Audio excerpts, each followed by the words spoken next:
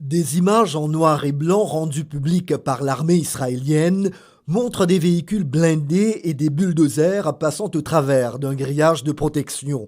Dans un communiqué, un porte-parole indique que Tsahal a mené un raid ciblé avec des tanks dans le nord de la bande de Gaza dans le cadre de ses préparatifs pour les prochaines étapes du combat, avant d'ajouter que les militaires ont quitté la zone à la fin de l'opération.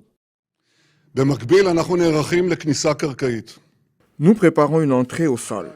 Je ne détaillerai pas quand, comment, combien, ni l'ensemble des considérations que nous prenons en compte, dont la grande majorité n'est pas du tout connue du public, et elle devrait l'être pour sauver la vie de nos soldats.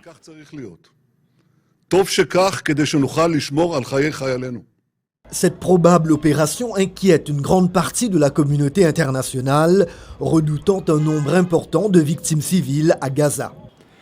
Le Hamas se cache derrière les civils palestiniens.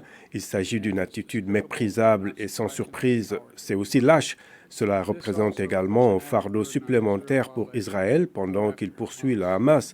Mais cela n'enlève rien à la nécessité d'agir et de s'aligner sur les lois de la guerre. Pour les Israéliens, Israël doit tout faire ce qui est en son pouvoir, aussi difficile que cela soit, pour protéger les civils innocents.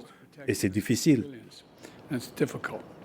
Réunis en sommet à Bruxelles, les dirigeants européens débattent quant à eux d'un appel à des couloirs et des pauses humanitaires pour acheminer de l'aide dans la bande de Gaza. Leur dernier projet de déclaration ne reprend pas toutefois la demande de l'ONU d'un cessez-le-feu. Ce qui a fait réagir le chef de la diplomatie de l'autorité palestinienne en visite à la Cour pénale internationale de La Haye.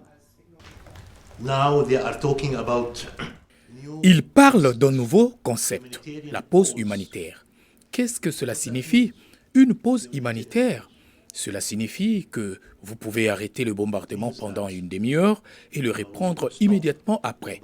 Ou vous pourriez vraiment arrêter le bombarder ici, mais vous continuerez là-bas. Ceci est inacceptable.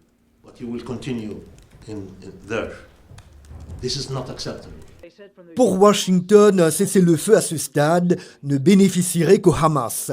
La Maison-Blanche a également suggéré des pauses. Pendant ce temps, la diplomatie russe a fait état de pourparlers à Moscou ce jeudi avec des représentants du Hamas et de l'Iran, une première depuis le début du conflit entre le mouvement palestinien et Israël il y a près de 3 semaines.